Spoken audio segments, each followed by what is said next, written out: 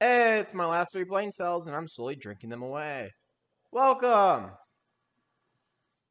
Well, It's there's a Keegan. pregnant We were just pause talking. here. We're Dramatic. not good at this, Nah, you know what? The but we're not pregnant- No. redoing it. No, fuck no. No redos. We were Get just one chance. shaming Max. One opportunity. Max. Okay. But Max bought a gallon of sauerkraut. He's trying to appease to the motherland. Hey, you Fatherland. can fuck off and leave me with my sauerkraut. Tonight, Sawa. Who needs dinner? a gallon? I made a steak, and I put it over a bed of toasted sauerkraut that had a little bit of butter and some salt and pepper, and it was fucking What was the amazing. steak cut? I just feel like a gallon is gonna get weird before you use it all. What do you think is going to happen to sauerkraut? It's literally already spoiled. It's gonna get weird. I don't know. Weirder. I don't know enough about sauerkraut. Okay, you know what? To make you feel better, I'll let you know that it's technically 2 half-gallon jars. Okay. That makes me. Yeah. That actually does make me feel better. That helps It's a a- lot. Wait. Thank you. It's a- I'm Isn't worried about sa- you. I'm very I'm always happy. worried about you. Isn't a little bit, sauerkraut but- fermented cabbage anyways? Or something like that. Yeah, Yay. it is fermented cabbage. It's basically Uh-huh. German kimchi. What is the fuck ever that is? But like not red. You can have red cabbage. Red cabbage That's is a delicious. thing. That's a going thing? Great. This fits the theme. Oh wait, we This is have very- topics, Yeah. don't we? We do. Yeah, we do. So last week we decided that I was going to talk about the feasibility of conspiracy theories. Marcus was going to talk about his book about English, which we all have a tenuous grasp of. And then Max wanted to talk about his book about botany because he's just a nerd. Well, in fairness, it's also about alcohol. Yes. So yeah, it's alcoholic botany that makes it better. And I found out how much money it would take to fill an above-ground pool with spaghetti. Oh, we also have to come back to our thoughts about what animals we could fight. Oh, yeah! Did you still your final answer? I could take a giraffe. Where's my giraffe? Where's the Arctic giraffe I'm supposed to fight? You are in Alaska. Ship a giraffe up here. I'll fight it tomorrow. That's the first thing. So, like we were talking about funds. If we ever get funds from this podcast, first one is going to be to fix our thumbnail because it's weird, and then the rest of it's going to buying a giraffe for Max to fight.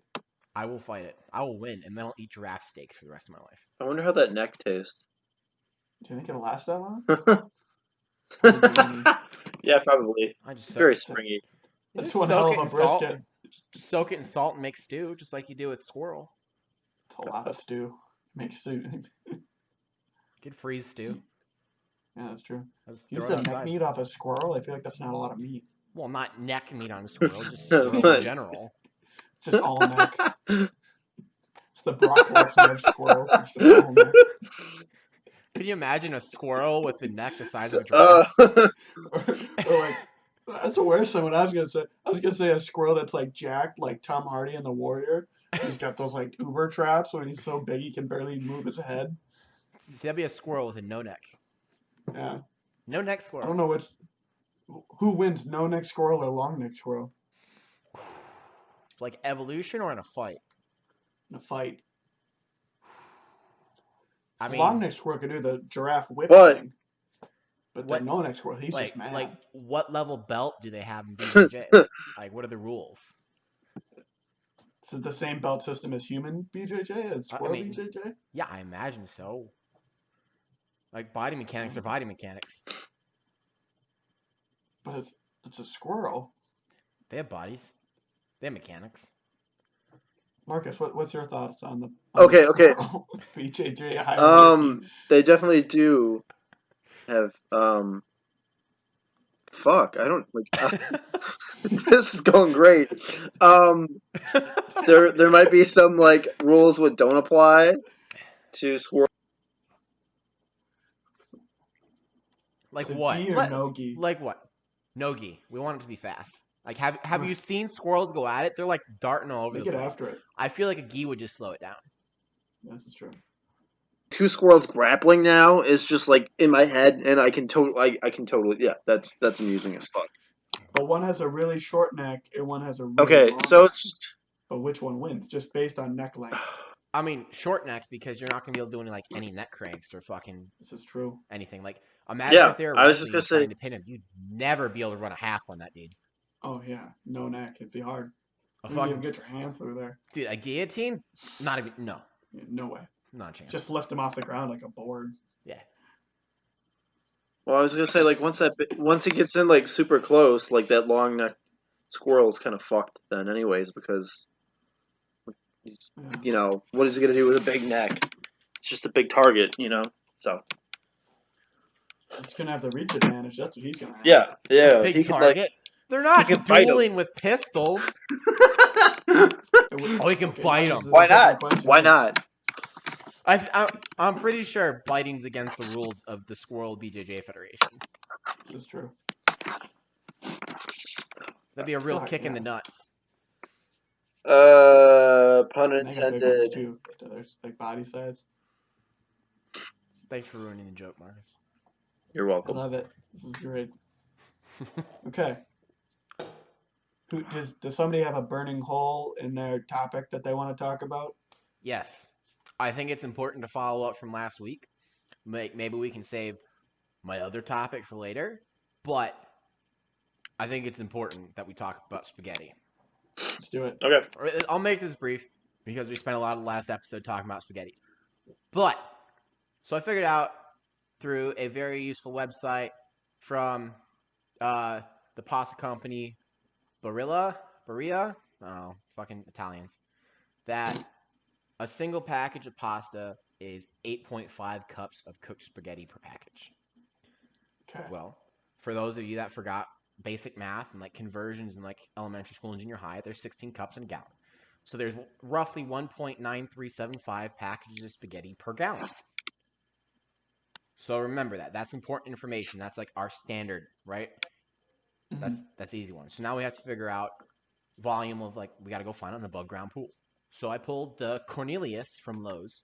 Is a 24-foot by 52-inch high pool. It has the approximately normal one. 726.7 square feet, or not square feet, cubed feet of volume. Okay. So that's roughly how much it holds. So 1 cubic foot is approximately 7.48 gallons. So just take the volume of the pool times the gallons. You come up that there's roughly 2,443.7 gallons per above ground pool. So now if we harken back to our spaghetti per gallon, where there's 1.9 packages of spaghetti per gallon, multiply that by the number of gallons in a pool, which is 2,443.716 gallons per pool, times 1.9375 packages of spaghetti per gallon. We get 4,734.69 packages of spaghetti per pool. A package is approximately a pound of dry pasta.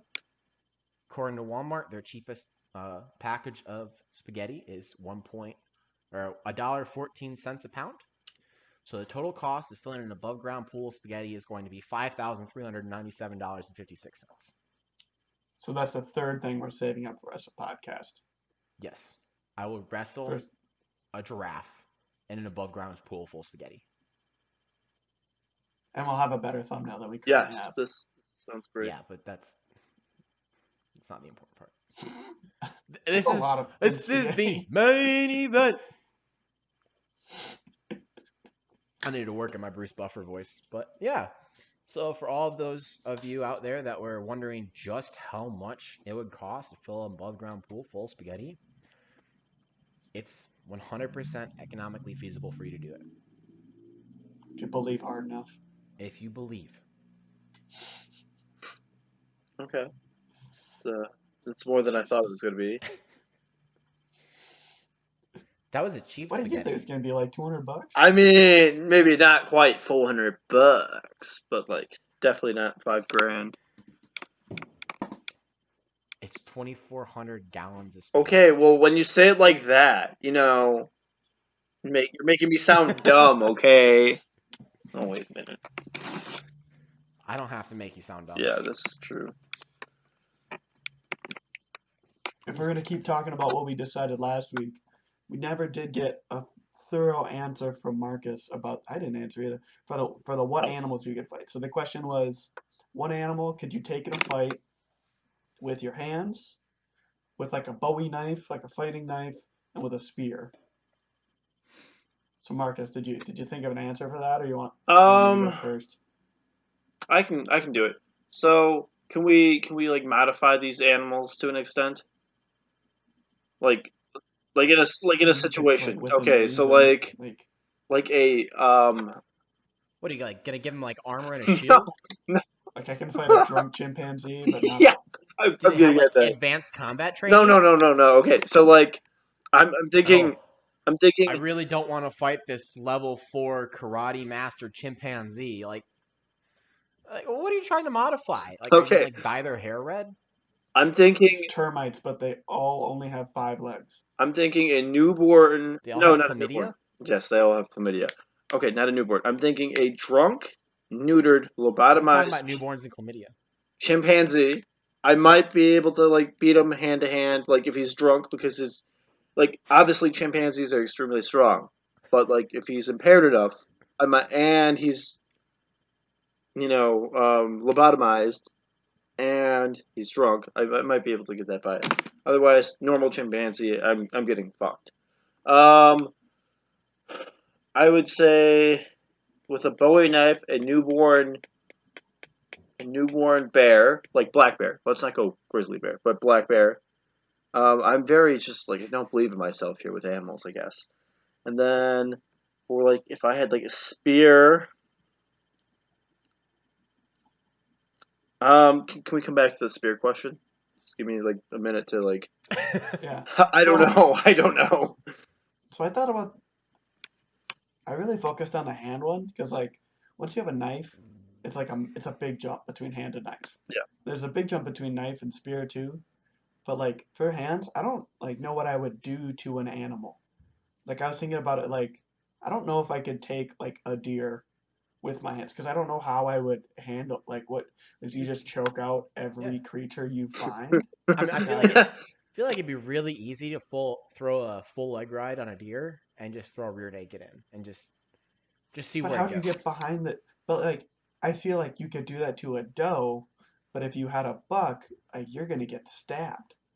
They're gonna just charge you and stab you. So like I was thinking about it, like I think I could like 100% me. I think I could take like a big Labrador, like a dog, like a black lab. I don't think I could take like a trained like a German Shepherd, but I think I could take like I don't even know if I could take like a hunting like a mean hunting dog, but I think I could take like a retriever like a Okay. lab. I think would be kind of the biggest meanest thing I could take with just my hands because I could actually think about what I was doing, but I don't think I could take like a military or a police dog because they know what they're doing. And I feel like that's kind of a fair mark. But I don't think I could take a hyena because they're too strong. They're too massive. Oh no, But I think hyena if will I They're fuck you up. bite force yeah, too. if I weighed more than a dog, I think I could take it. So I'm talking like a Labrador that's like sub That's a 170. big Labrador. That's a Like big labs are Labrador. like a big lab is Right, 100. but I'm Okay. just saying it's got to So be small. It's physically less massive than I am. I'd But like to then like change with my an answer. I would okay, obviously I would beat a giraffe, but right. But for the I sake of conversation, I think the biggest thing I could take with my hands is an emperor penguin. Ooh. I feel like I could beat an emperor penguin pretty good. It's like a weeble wobble. So all you have to do is hold your hand, like you got to hit it once, and it'll just pop right back up into your hand, and you just got to hold your hand there, and it'll weeble wobble its way into a knockout. But he won't fall down. Doesn't matter. They sleep standing up anyway. Yeah, How would you they're too busy being cold. how would you judge that as like a referee in a boxing match? Like if you And it's get kind like of like do they get knocked out and just stay on their feet? Like,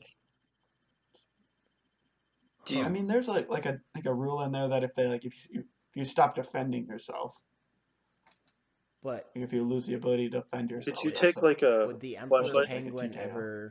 ever actually defend itself? I don't think it's gonna be throwing punches back with those little flippers.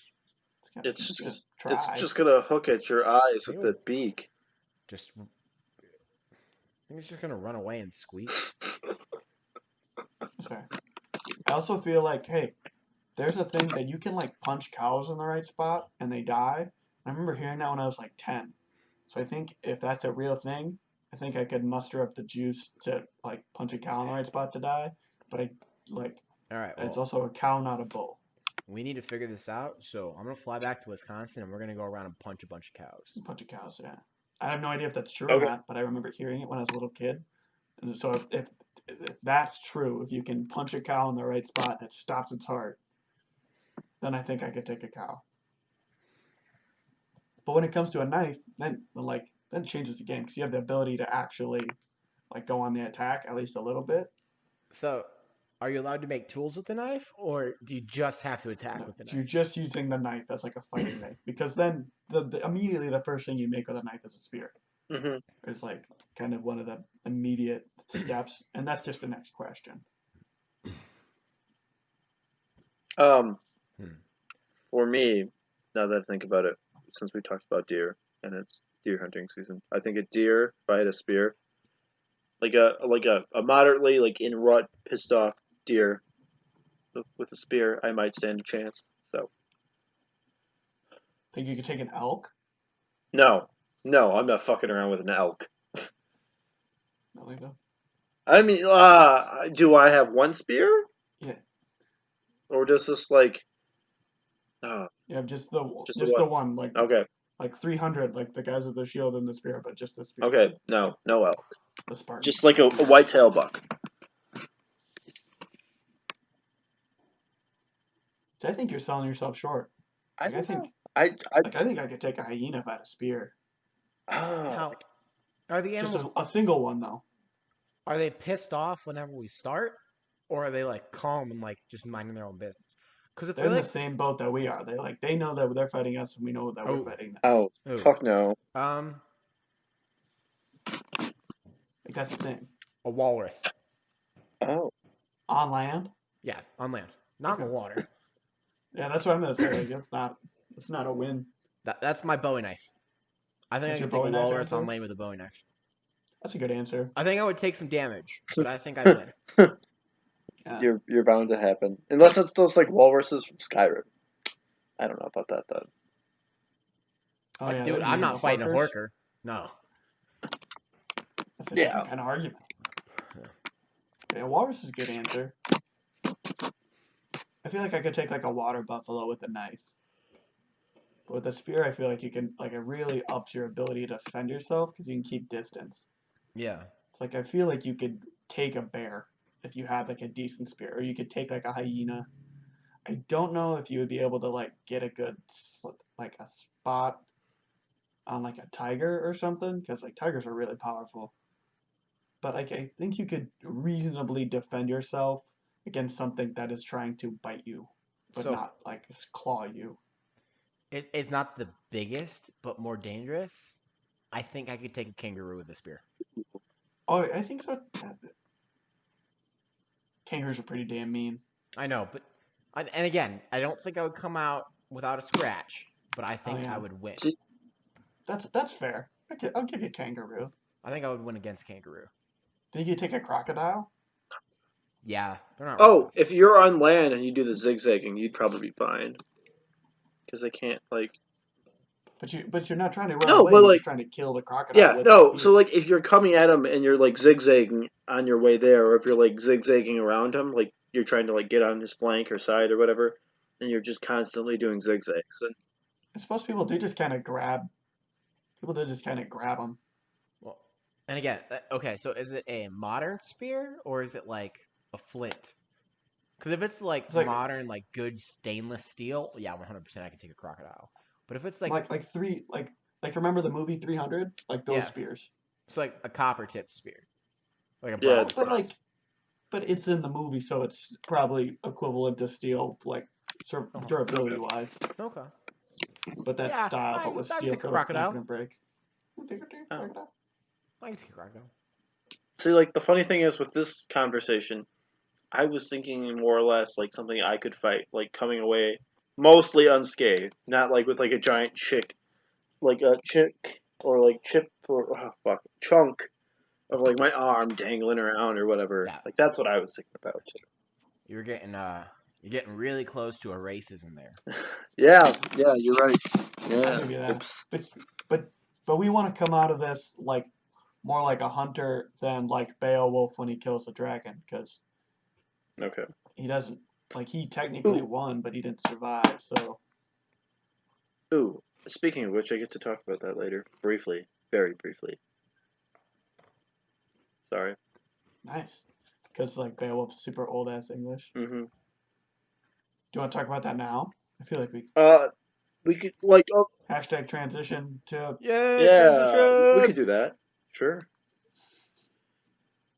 You want to start? Yeah, yeah, why not? Okay. I feel like we could go book conspiracy book. Okay, so I'm going to put my laptop at a weird angle for the time being. But, okay, so my topic this week was a book called The Adventures of English, The Biography of a Language. It's written by Melvin Bragg. He's like a journalist. He's from like northern England. This is like in a He's super company. humble. Boo, England. Fuck you. Hey, Johnny May's try Fun was fact amazing. about this England. weekend. It sucks. They're the worst rugby team. Boo. Okay, assholes. Anyways, he had like Okay, a please show continue. on like BBC for like 8 episodes, and this book kind of like talks about everything the show does and more, because you go through a book, it's definitely gonna be longer than 8 episodes. Sounds like you could have saved your time and just watched the show. Okay, anyways, so I'm gonna go over the structure quickly of like everything. With the book, Front cover, pages, back cover. stuff like that. So, the authors, Probably words Perfect. in it. yeah, words, lots of words. Mostly English, mostly. So the structure, Well, I mean, technically it's all English. It's just Old English. yeah, or Middle Okay, Age. Marcus. Okay. Marcus, we gotta let him go. Okay. Continue, Marcus. Holy shit. Okay, so the author takes like a biological standpoint on the language. He doesn't look at it from like a linguistics perspective, which I would find. I mean, like it might be interesting, but it would be a lot harder for me to follow. So like it's kind of like a beginning, middle, and end process of like the English language, how it evolves, historical factors, and events and people who take place, like what occurred during the book and how they shape the language of English. I did not read all the book. I pretty much just got through like up until about almost the 15th century. So like right when King Henry V comes into like takes the throne, and then English becomes like normalized speaking, because um, after the Norman invasion, the hierarchy. Oh, goodness, give me a sec here. After the Norman invasion, the You monarchies got it. and the government itself speaks French, while like the commoners speak English. But anyways, we'll get to that later. But yeah, it kind of breaks it down like that. Focuses on like key events or people who have helped shape the language. So like before I go on any further about this, I'm going to go through the origins quick of English.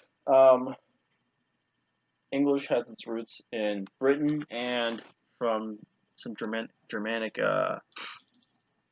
tribes, if you want to call them, from like the German Netherlands region. And it's not until the 4th and 5th century that these Germanic tribes are hired as like mercenaries to help fight local populations in England. And then this is where the dialect from the Anglo-Saxon people really becomes English. So it starts out in the 4th or 5th century, and it slowly takes on a little bit of like Latin and a little bit of like Celtic words or Gaelic words. Yeah, let's use Gaelic. That's the more correct term. But like it only absorbs so much at this time period. So then, by the time we get into the 10th century, Beowulf is being written, and it's considered the most important Old English writing ever, because it's one of like the earliest and like most understood forms of Old English. And obviously, Old English is nothing like what English today sounds like, because languages evolve throughout time. So even if we went back to like Shakespeare time and stuff like that, it would sound totally different to us. We would probably still be able to make out what they're saying. It'd just be a lot harder. I mean, like, I would encourage anyone who's listening to pick up Lord of the Rings, which was written in the 1950s by J.R.R. Tolkien, and that is written totally different than we would write modern fantasy today. And it can be kind of challenging. But it just happens. So one of the most important works of its time, demonstrating how English was written and its similarities and differences between English now and Old English. The author has like pulled lines from the book and compares them to like how we would say it now, and you can kind of see some of the similarities and differences, but like you really have to pronounce the words and say it out loud for you to see how similar some of the words sound and how completely different the words don't sound. It's also Which makes sense. It's evolving. It's yeah, making exactly. differences. So, It's like a Pokemon. yeah, good analogy. Also, early English was influenced by the Frisians, which is now like this population is now found in like the modern day Netherlands, but early on they were a big influence on the English. By the time of like the Viking invasions or Scandinavian invasions, which were 8th, 9th, and 10th century, the Old Norse is becoming heavily influential in English, and because the Anglo-Saxons who inhabited England were now interacting with the Nords through violent actions, obviously, like pillaging and raiding and stuff like that, but just like also through like casual trade and stuff like that. And it is at this point, a couple chapters in the book, that the author talks about Alfred the Great, who helped combat the Nord invaders and who pushed for a more what's a good way to put it? A standardization of English. So at the time, a lot of the clergy for like the church and stuff like that weren't, for whatever reason, able to read Latin. So a lot of texts weren't being read, and like the effectiveness of like Christianity as a whole was not as potent, I guess, and like it would, because the clergy and the people who would be providing the sermons and stuff like that weren't able to read Latin. So he And that was a big deal, yeah, wasn't this it? is huge because That like only the priests knew how to read the Bible. Like that was a significant and this thing. becomes like an issue like later on with like the Protestant Reformation, but that's a different subject. Anyways, so Alfred the Great learns Latin. He translates all these works from Latin into English so people can read them in like the vernacular, if you want to call it the vernacular at the time, and that like Christianity can prosper more throughout England itself.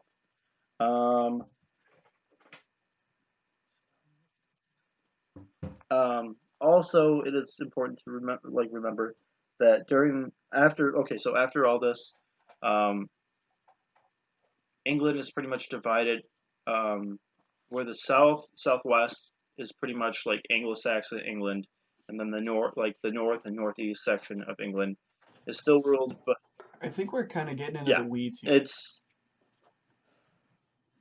like what's kind of the takeaway from this? Because it sounds like Yeah. it's super interesting, and that you're really covering a lot of ground historically.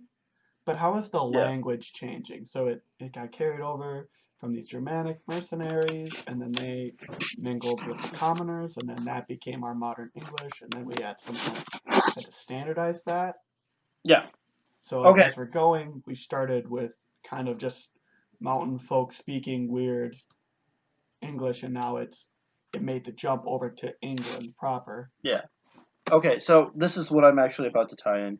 I did realize that I was going to going down a rabbit hole, but it was going to like pay off as I'm going to get to it. Hey, you're good. But okay, so there's this divide in England right now between the Anglo-Saxons and like the Nords or whatever, and it is in the north that because of these like roots, these like Nordic roots, that people still talk differently today, and that's how you can maybe not so much us, but like if you're from England, you can recognize someone who's from the north just because of like how they say things. And they there's like a lot of small towns, but still have more like a Nordic twist to like English. They say things more like if someone came from Norway and learned English, how they would say it, just because of these like um, just because of like these events would happen.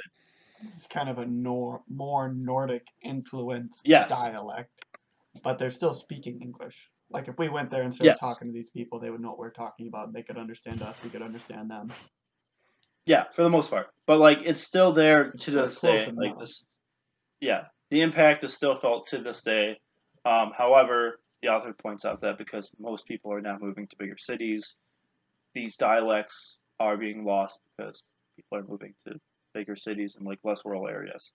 So he talks about that, and he is actually from the north himself, and he would speak like this normally, and then he didn't find out that he was wrong, and he was saying air quotes, and that he was speaking English wrong until like he started preparing for like college and stuff like that, and then they started critiquing him, and then that became the way to speak English. This is what the author is saying. This was like his personal journey through this. Anyways, we're gonna go fast forward a little bit to William the Conqueror. William the Conqueror invaded in 1066, Battle of Hastings. After this battle, he takes over pretty much all of England, and he installs his own government. And what this does is all like the government officials and stuff like that speak French because um, they're from like the Normandy region of France, and they learned France. yes, and they learned French when they moved there. Yeah. Weird. So I would never have thought people that speak French are from right. France. So anyways, they now have a huge. They now have another language what's influencing English itself, and it's French. And it's because the French nobility who came over at this time are now controlling England. That um, words such as like um, Pork, pork. Well, yeah, I'm gonna get to that in a sec. But anyways, so like the social system, like yeah, beef beef. that too. But like social system words and stuff like that, and like like the justice system now adapts more of a French wording to it, I guess, and that the hierarchy, like the nobles and stuff like that, are speaking French, while the commoners are speaking English.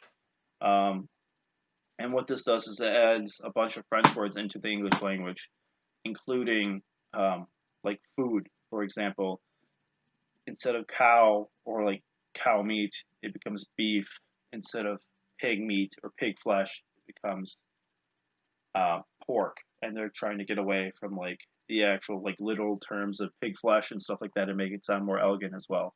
But this is a French influential movement that's going on. So I think that's as far as I'm going to go into it today. I realize that it's kind of like jumbled up, and I was focusing more on the history part because I felt like that was easier for me to tackle. But the point of this whole book right now is that through all these factors and challenges, English still prevails, and it's adopting um, words and the pronunciation and prefixes and all this other stuff from all these other languages what are influencing it. And he kind of points out key events and people who influence English itself. Um, I chose to kind of go over the more historical aspect of it because that's more comfortable with me than pronunciation and all this other stuff because I didn't study linguistics. But yeah, um, It yeah, sounds it's an interesting interest. though. What was the book called? It's The Adventure of English, the biography of language by Melvin Bragg. Um, And, okay. hopefully with like time, I'll be able to like become more concise with stuff like that. But like I haven't done like a lot of public speaking in a while. I think the last time I spoke. It's very public right now. Yes, I It's know. alright. Okay, but like formal Large speech, audience. yes, with like 10 people. But like outside of What we like should the do one is we class should come back to presentation, this once we really been a finish the while. book and see Yeah. Yeah. So See if I would say probably your thoughts change towards the end of the book. yeah. So throughout I'm upcoming excited. weeks, I'll probably tackle this here and there, and hopefully, as I tackle it, I'll be able to do a better job presenting it and a little more concise and clear. So yeah, I think that's a goal. But with that, we can move on. That's all this is. Just practice. Just hang Yeah, out. exactly. So Yeah. Now we'll jump to something a little less dense because that was cool, but like it was like actually a topic that people know stuff about. So now I vote we talk about not yes. book, but the feasibility of a conspiracy theory. Yes. Like by rights, is it like can you keep this many people as quiet as you need to keep them to maintain secrecy for a topic? So like last week we brought up Roswell was one, like the JFK assassination, like I think we talked about the moon landing. Like if you're gonna pull off these massive things, it was gonna take people. It was gonna take people that were in on the secret and then since then have completely kept their mouth shut, haven't gotten drunk and showed it off once, and haven't like released it on their deathbed. But like there's a lot of people involved with these. Like you would think that the more people you have involved, the harder it is to keep a secret. Like we Yes. talk about like we all played rugby. If you're gonna move a lot of people somewhere, it's like the more people you move, the harder it is. It's the more people need to know information, the more broad it has to be. Mm-hmm. So I ran this idea past my dad, and he rose a very good point. How many of these people just died for whatever reason that they could then show or hide as some other reason? Like, So, yeah, all right. you go. All right. So like that's I don't think that's wrong, and I think whenever we start seeing the like where information would start like coalescing at the higher levels of the conspiracy, yeah, I think getting rid of those people makes sense to cover it up. But whenever you start talking about some of these that have very, very large moving parts, large amounts of people, even if you compartmentalize and make sure that uh, the people at the bottom don't really know what they're doing, all they know is that this is their assigned task and they shouldn't question what else is going on, they're still going to be doing some sketchy shit and they're still going to be like, yeah, this is kind of weird about some things. Right. And there's a limit to the number of people you can kill or have die or disappear in circumstances. Because, like, consider Hmm. Roswell. Like, that was a pretty big cleanup. Yeah. Right. Like, That was whenever a they had. significant event. Yeah. And so it's like you start thinking, like, you have thousands of privates in the Air Force, like E1s, E2s, E3s, and their fucking NCOs out there cleaning shit up.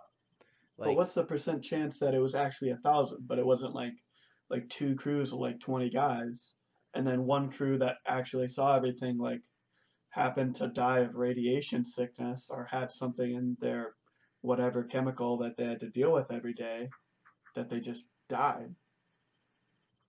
I mean, Like, but it like then one yeah, crew you tell them that it was like, oh, this is a secret spaceship that we're working on, don't tell anybody, it's our thing, everyone's gonna think it's aliens, it's not. Like what, like the B-52 bomber that looks like a freaking alien, but you could just say it was a new alien spacecraft. pretty It's a badass alien. prototype to one crew that if they didn't see enough, and then you can reduce the amount.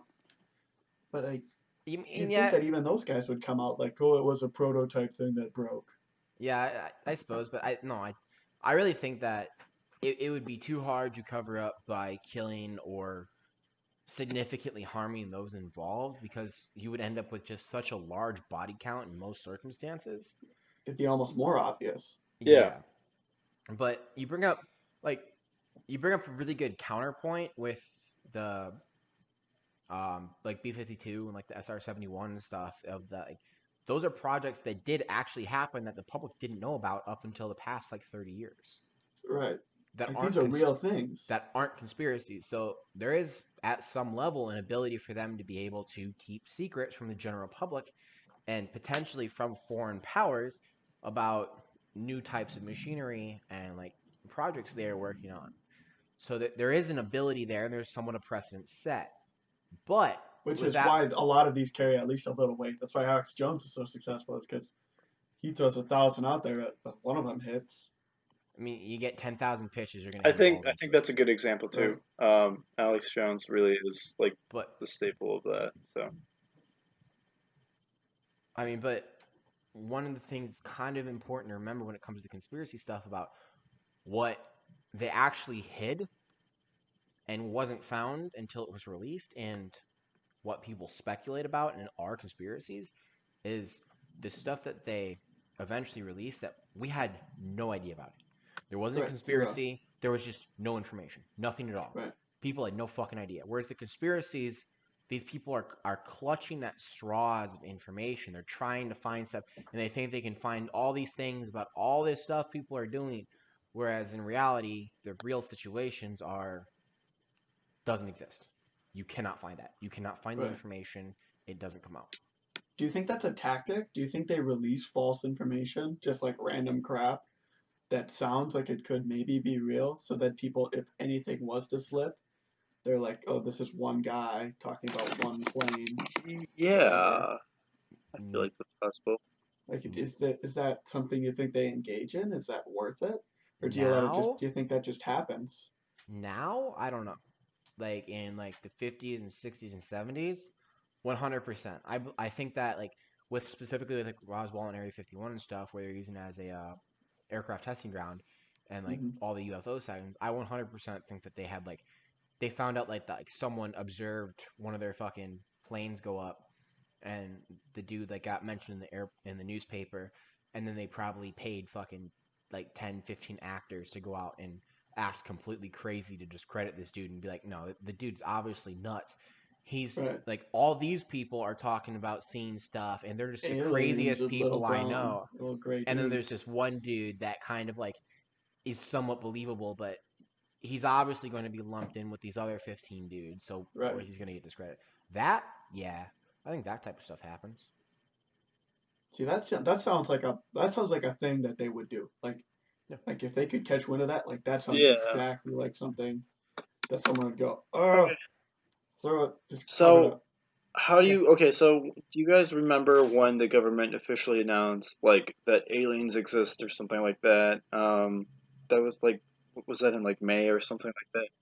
Oh yeah, That that just was came out of so I like wasn't goofy. nowhere. there. I Oh wasn't yeah, there. that's right. It just came out of like nowhere, like Yeah. in the midst of like shutdowns and like was this? I don't know if this is before or after the Minneapolis thing too, but like that was just like so random, and it was almost just to, like an attempt to like try like have us forget about like what's currently going on and just like But that felt like it yeah, was a yeah, distraction.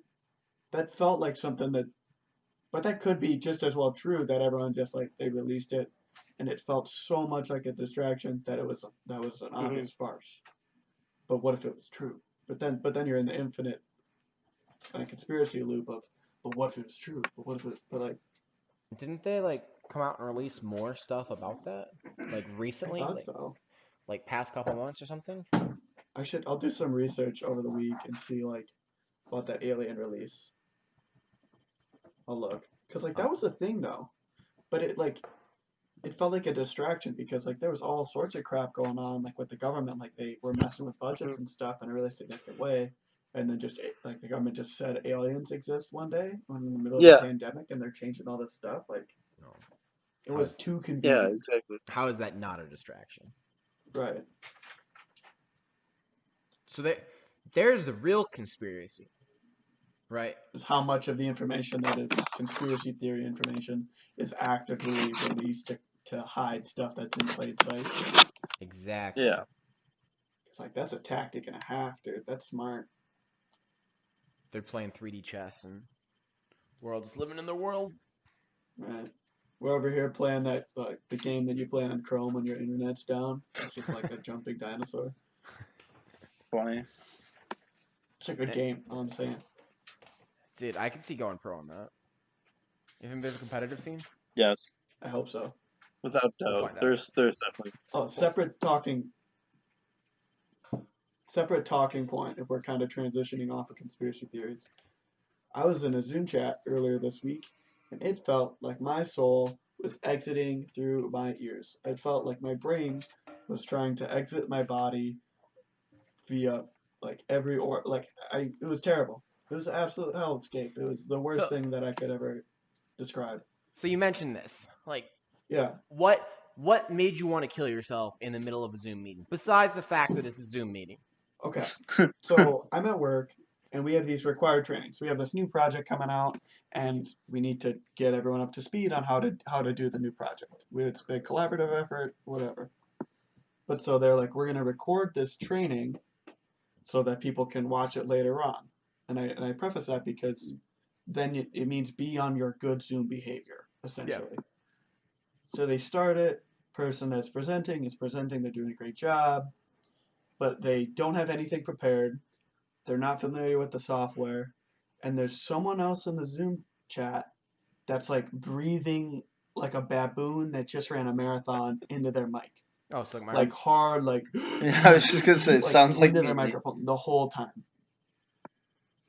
Right, but it's like you people are recording this. Like this is a new training That's thing. awful. So I sent them a message. I'm like, hey, I think we're getting some reverb off your mic. You should try muting yourself because everyone else is muted because we're recording this. So they mute it for like 30 seconds. They just like hold their spacebar down and like temp mute or whatever, and then they open back up and the breathing starts again. So I sent them another message, like, hey, it was working. Mute yourself for forever because you're not saying anything. You're just breathing into your microphone, like the devil. And then so they paused it again for 30 seconds, and then I just like sat there and wanted to cry the whole time because it was terrible. But it made me think about like we as a society jump to doing everything online, but we don't have like an etiquette that goes with it. Like there's needs to be some base set of rules to keep people from going nuts and wanting to murder each other. Like we have civilization, we have computers and stuff. We should be able to figure out how to use our technology in a way that does not make us want to gouge our eyes out with spoons. Like we are better than that. So I want to throw out some rules at you. I want to hear some feedback. All right, send it. Be familiar with the software. Like log in before you start, especially if you're presenting, so you know how to A, mute yourself, and B, if you're gonna present, don't ask everyone like, oh, how do I share my screen? Like figure it out beforehand. Like none of these things are that complicated. Like in Zoom, it's the only green button. I feel like that's a fair ask.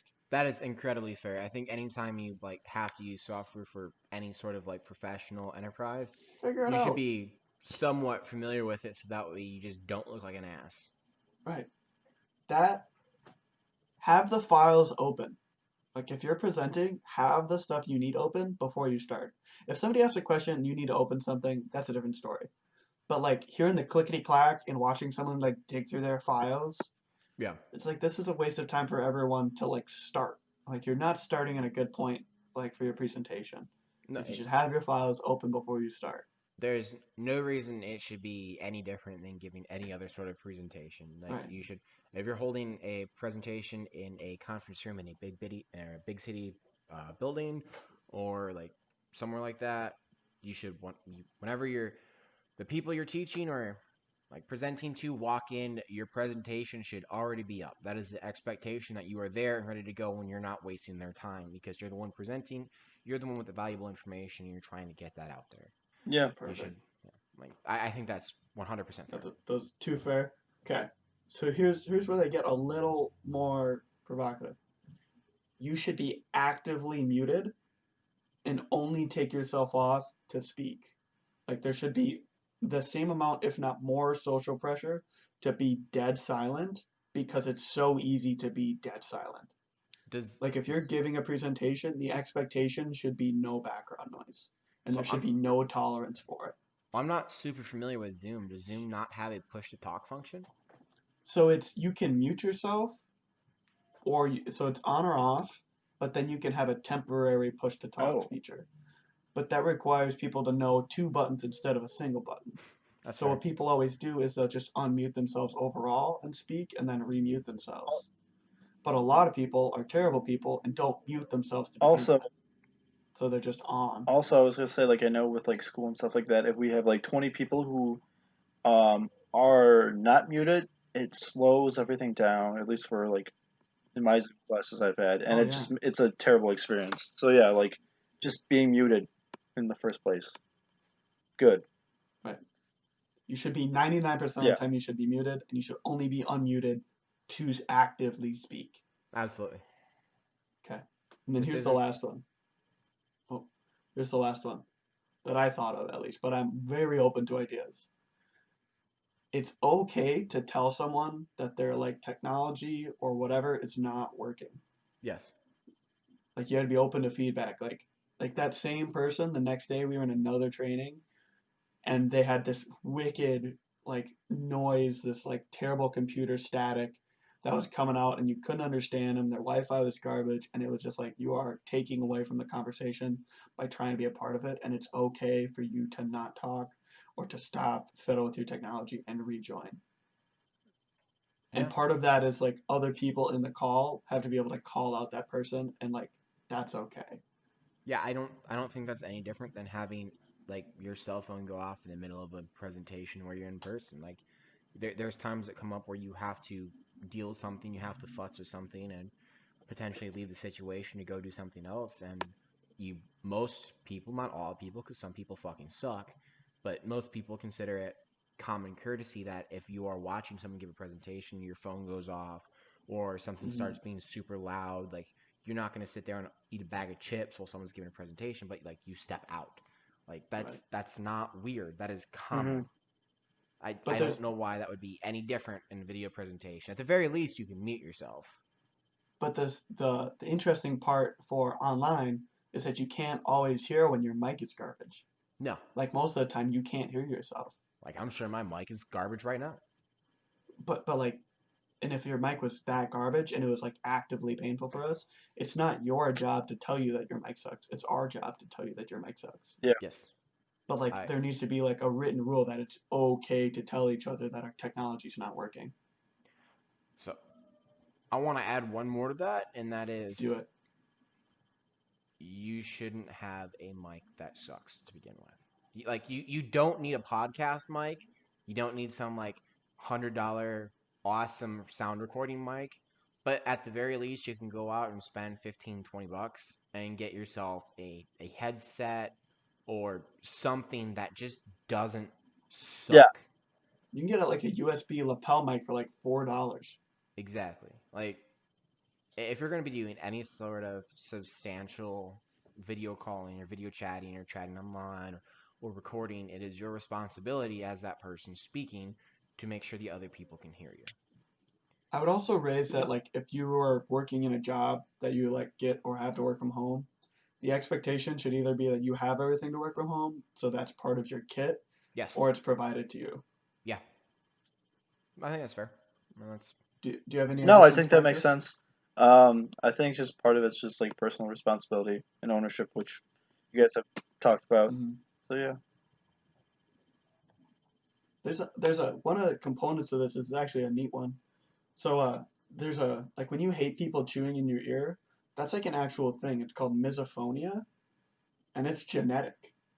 Like there are genetic markers that like if you go to 23andMe and they like gene test you, they can tell you that your parents had this thing that they hate mouth noise, and then you can like they can track it through your gene line. It's just misophonia.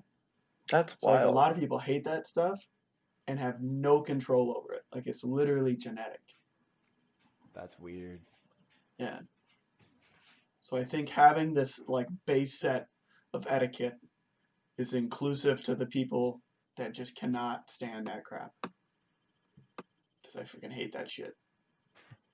So you're Oh saying my god. your parents are also cranky bastards. Oh, my mom has a very famous, like, one of her favorite stories is like when she was pregnant, she was eating an apple in bed and like slurping it like you do with a really like juicy apple. And my dad was like fear in his eyes, like had to get up and leave the room because he can't. Like we'd be little kids, and it's one of those things that's like it's fun to mess with your parents, but there's a difference between like oh like I'm messing with you and being like doing something that they're like I'm gonna punch you in the head and you're a child, but you are not like these are terroristic levels. And like my dad was like that with freaking like any noise in his ears. Like we'd be driving somewhere, like driving to like go get something from Fleet Farm, and there'd be some tick like in the trunk. And as a small boy, he would tell me to go back and like crawl through the car while we're moving and like find whatever is shaking and like stop it. Great. That's great. And like that was just like that's just a thing that was how it works. So every single one of our cars has no noise. It's just like dead. And if it's something that's like you can't fix it and it's like a piece of like heat fin, like there's little spots on my dad's car on his truck that he crawled underneath and like took pieces of plastic and like glued them in place to stop these little pieces of metal from ringing. It's ridiculous. That's dedication. That is amazing. Yeah. And I hope he listens to this and is like, they're talking about me. And then I tell him that, and he's gonna be like, I didn't. Oh, I definitely did that. That's 100% what I do. So, love you, Dad, but thanks for the genetic disability to not listen to 90%. I can't even listen to myself chew. It's so bad. Only eat Chips are soft rough. foods. I only eat mush that goes down silently. Baby food. I have to blend it all. All right, well, I might as well get on to my topic, my other The topic. drunk botanist. So yeah, I'm reading a book called The Drunken Botanist by Amy Stewart right now, and basically it's an alphabetized list of pretty much every plant that's been used to make alcohol. So I'm not terribly far into it. I'm maybe a third of the way. I'm still solidly in like the B's, maybe early C's or something. But what I chose to talk about, although being early in the book, is probably one of the most important things ever in the world, in the history of the world, to be created or made, modified, genetically modified, in order to help make alcohol. And that's barley. You guys have no idea how important barley is to alcohol. What about like apples? Apples are useful, but barley is much more important. It just in the overall history of producing alcohol. So, they believe barley is one of the first grains that was domesticated and able to be made into alcohol. Part of the reason for that is because it is just so incredibly easy to get to ferment. So one of the things that leads to like alcohol contents and how stuff ferments is the level of starch content in the grain. So I think it is more starch in the grain is more sugar is available for fermentation and easier to ferment. And barley is a very starchy grain. But the reason, so like we'll get to in a second, all barley needs in order to ferment is water and time. If you put it in water, like if you like break it up a little bit and you put it in water, eventually it'll start to ferment and you'll have beer.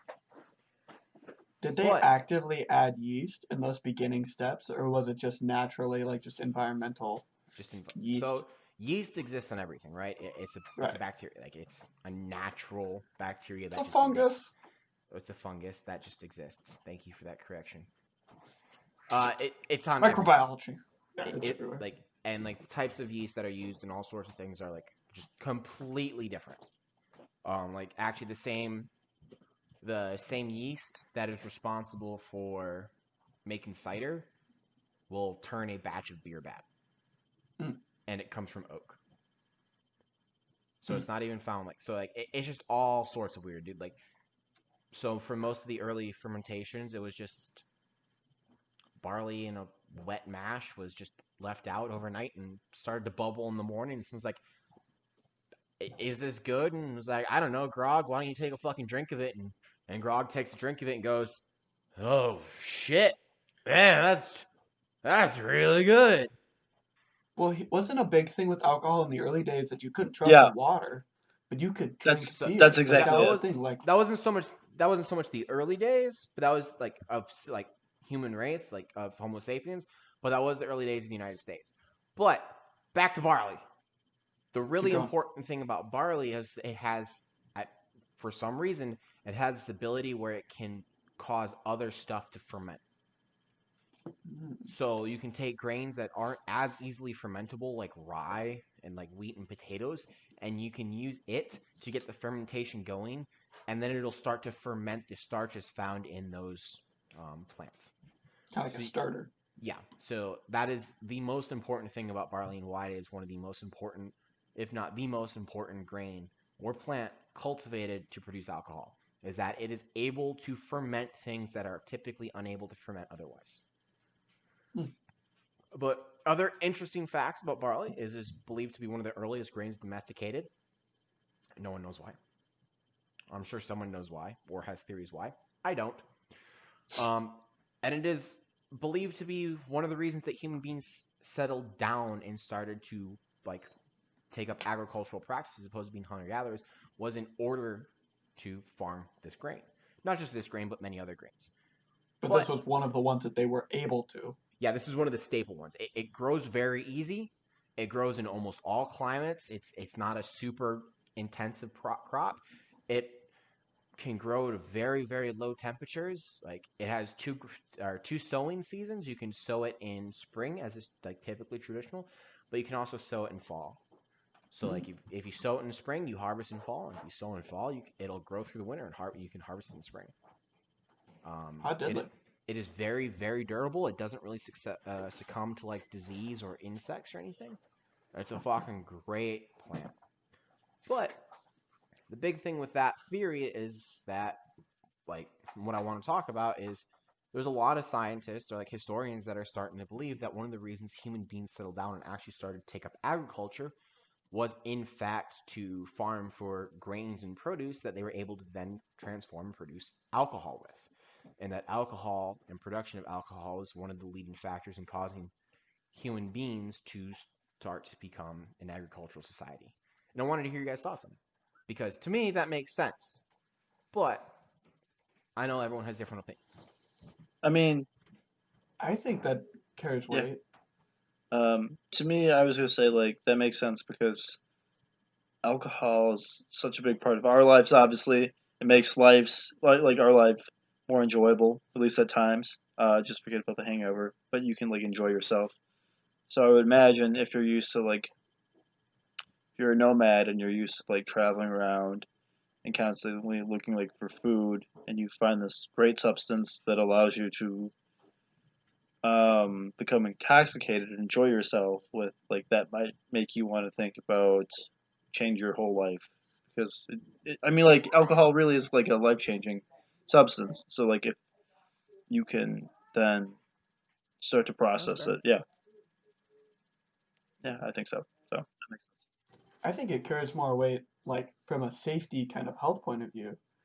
Because like if you could drink water, like I drink probably a gallon of water a day, but if you could drink no water because you're gonna get dysentery and like die, like the ability to drink anything, even if it meant you got a little drunk, like but you could drink like 2% beer and just drink it all day, like See, I don't and that know. meant you couldn't.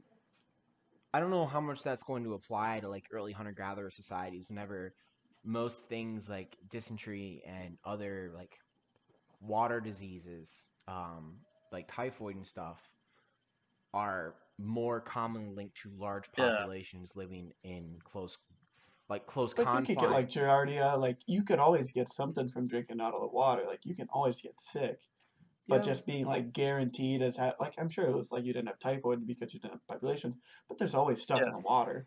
But just by virtue of having a way that you can mix in a little bit, even if it's it's essentially non-alcoholic, but just to disinfect it, I think that's a massive like but advantage. but we're not talking about them being able to like distill or anything. They're No, having but very you basic could like still levels of mix beer. Yeah. fermentation. But I mean, how much alcohol, like how much ABV do you need in order to kill bacteria in a certain amount of water? It's a good question. I could Because find out. I mean, I mean, look. because to me, like most beers, whenever they are brewed, commonly end up between like 5 and 7%. Like, and I'm Yeah. sure if it's imprecise, you might have stuff that's like accidentally brewed down to 3 or 4%.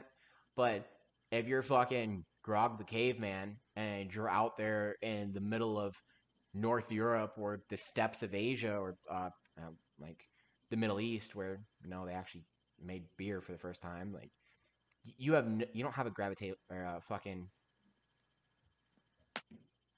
way to I measure just don't like know if. specific gravity or anything. Like you don't know I how have no much idea. ABV something has. Like your testing method is, well, this makes me really drunk, and this I have to drink a lot more to make me that drunk. Like I just don't know if like enjoyment is the only reason. Like I would believe it, but I just like in my monkey brain wants to believe that there's some health reason or there's some like Well, We don't know that there wasn't like a perceived health reason. yeah. right. Okay. Like That's we a don't thing. know that like this didn't like they didn't think this was an ability to like commune with their gods That's a good one. or with nature or the spirits or like Also, the ability to grow barley meant you were growing grain, so you could make bread. So you just had food all the time. Yeah. So yeah. like they weren't only making beer out of this; No, they were no. making food, but they were also making beer. So like going from not knowing where your food's coming from and not having beer to having food and having beer, that's a Yeah. win-win. Like even if the beer is just a bonus. What? And I think what probably happened is it probably started as like it sounds like it was a pretty easy crop to grow and you can plant it over winter. Yeah. So like maybe you settle down in your spot for winter, like you're gonna be here next spring, so you go out and like, all right, you know what, we're gonna plow this, we're gonna dig up this little bit of area, we're gonna throw these seeds out, and we're gonna have this grain for spring, so that way we're not fucking starving when spring comes around next year when we can't find any animals because we killed them all, or berries or fresh fruits and vegetables and stuff. Hmm. So we're gonna grow this, and then like they just have like a really good year or something. It's like, well, you know what? Let's just stay here. And they go Right. out and toss more, and they're like, well, now that we're here, we don't have anything to do. We're not working as much. We need something to occupy our time. Let's make a bunch of beer. Okay. Yeah. I mean, a little bit more complicated thought process probably, but It's yeah. There's It's valid though. many things. It's like they start building on the house more and working with like livestock and stuff. You don't want to move that around so much. and it's like you get going from there, and then you're like, oh wait, fucking, I don't know, what's another caveman name? Dunga. Fred. Borg. Fred. Fred the caveman from 2 caves down comes over and and you're like, hey Fred, you gotta try some of this, and he tries it and he's like, oh shit, that's really good. I'll give you a backstrap off the fucking venison or off the deer I whacked the other week if you give me 2 A gallon gourds of this stuff or of whatever. beer. Like, and then he's like, sure. And this dude's like, wait, if I make beer, I don't have to hunt. I'm a really Not bad hunter, but I'm really good at growing barley. now you're in the Homer Simpson thing where he like finds a $20 bill and he's all mad. He's like, I wanted a chicken nugget, and then he has the small like voice in his head that goes, $20 Uh, can buy yeah, yeah, many that chicken episode. nuggets. And he goes, why? And then the brain goes, money can be exchanged for goods and services. It's like that's it. You just made money. And it screwed us all. Exactly. Thanks, Fred. Now I have to pay taxes.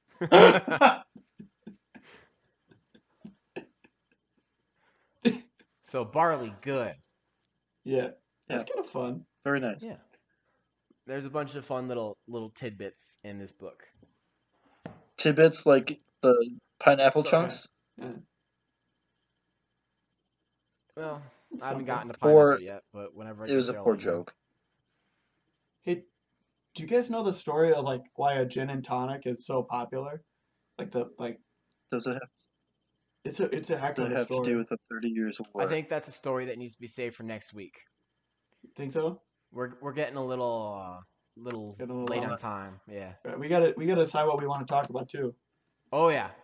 I Okay, have so no I had idea. the idea too. If you don't have ideas, what we should do is we should think of ideas for the other people to talk about.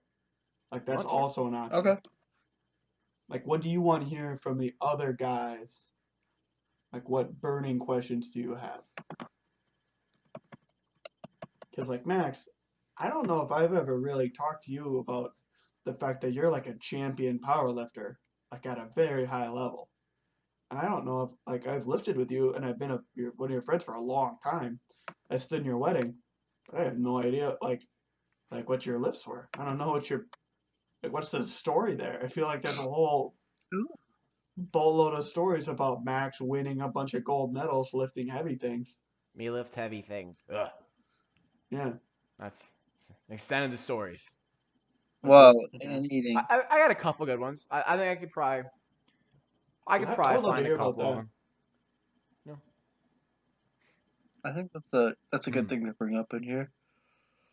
How do we feel about like? Just like, I have another question, I guess. How do we feel about like potential guest speakers like later on? I'm Okay. down to clown. As long as they're not retarded. Yeah. I mean, They can't make us feel dumber than I'm we already here, are. so Yeah, like they need to have like a higher than like a level 70 IQ. Yeah. Like They if need- they're above that, they're good, but they have to understand we may not understand what they're saying. more coherent than Yeah. Forrest Gump. well, Yes. that's barely me. But okay. I think Okay. that'd be fun. I mean, like we would just have to give them like a week's time, like heads up, and say like, hey, talk about something you like. Yeah. Maybe we'll make an announcement about them coming on the week before Yeah. or something. I don't know. Nothing too crazy though. I think we really dropped the ball on prospective topics for next week, though. So we got I have another one that we could talk about. I got a hot tip. Apparently, in all of the Rocky movies, they never miss a freaking punch. Like when they're like boxing, like because in like real boxing and fighting, like only like it's like 50% of punches actually land at all, Yeah. and like let alone be significant. But every single punch in the Rocky movies, like for the actual fight scenes, like lands is like a significant strike, is like a haymaker to the face. Yeah. So if somebody wants to do some research and rewatch the Rocky movies and check, like that's definitely a topic that's a feasible conversation. You know what Because we could have I don't have time for this week to watch watching all of the every Rocky single Rocky movies. movie. But you can watch just the fight scenes. YouTube, yeah. That's fair. That's still like a movie in and of itself, though. Are we Yeah, that's including? true. Marcus, Are we including Creed 1 and 2 with the? I don't. Well, I feel like you But, could if we had time for it, but we want to at least cover the Rocky movies proper. Okay. Because I could get all the stats for like what percentage of overall significant strikes usually land at like boxing and fighting. Yeah. But like, what Yeah, about we like could do that. Rocky? Like, I think we can do something Yeah, like that. that's easy enough. I mean, it doesn't need to be this week, but I got a hot tip on. We should. Okay, should we could cover just that. put in like the Sure. to-do list, and cover it sometime soon. I think that would be good. And so, like watching Rocky, or at least the boxing clips are grueling, so it'd be Right. fun. We got to talk. Somebody has to talk about the Alien release from before and what else was happening in the news, and like because that came out in the middle of a pandemic. That there's like we just have aliens now, and it's like the government's like, yeah. Marcus, do you want to cover that Yeah, one? sure. I could Want me to? here. I could bring some things up with that. I'm sure. Hold on. Write that down. Because that was a thing, like. But then it kind of, I don't know what I got. I feel like the intro to biochemistry is less interesting than it could be for this. That would not be the most ideal topic to cover and showing the biochemistry. Maybe save that for a different podcast. Yeah. Not one that's focused about like dumb stuff. I mean, I don't know if I have enough brain cells to understand it, to be honest. Yeah. It's not bad, but we need one more topic. Ugh. I can relook at the list. We had a bunch. Nope. I'm gonna talk about things found under the ice. UFOs, the thing. Okay. Yeah. Oh, the thing. No, I don't know about the thing, but just things found under the ice, like woolly mammoths completely conserved, Neanderthal man. And we're gonna take it from there. And I'm sure it'll devolve into stupidity, but I'm gonna talk about things from under the ice. Okay, so things from under the ice and weightlifting stories. Marcus is talking about the Alien release. What do I talk about? We'll figure it wild out. carded up. We'll figure We'll out. figure it out. Okay. So that makes this the outro then. Yeah. I want to say thank you to everyone that listened to us and supported us last week. If you have any ideas, please feel free to let us know. We're obviously got them coming out of our ears, so we'll probably hit them. We're taking requests. So if you have any ideas, you can drop it in the comments or probably just tell us because we're not that hard to reach. And if you're listening right now, you probably know us. Yeah. Probably. So thank you for listening. Please give us a like and please think about subscribing. It's all appreciated. The more likes and subscribes we get, the closer we get to watching Max fight a giraffe and then filling a pool with spaghetti. So we got levels to this game. We're getting there. Can we put the giraffe in like a swimsuit when it gets in the pool with spaghetti? Um, Then we have to factor that in. At least we don't have to factor in the cost for food for the giraffe because it can just eat the spaghetti. It's in all the the pool. spaghetti. well, do they? Oh, whatever. Who gives it? Who cares about what they eat? They'll eat it and be happy. Exactly. Any closing thoughts, Marcus? It's an Italian. No. What was I gonna say? No, I think that's it. Me talk equals fun. Cool. So, all right. Have a good one, folks. Have fun with your last 3 brain cells. Or half if you're me. All right. Bye.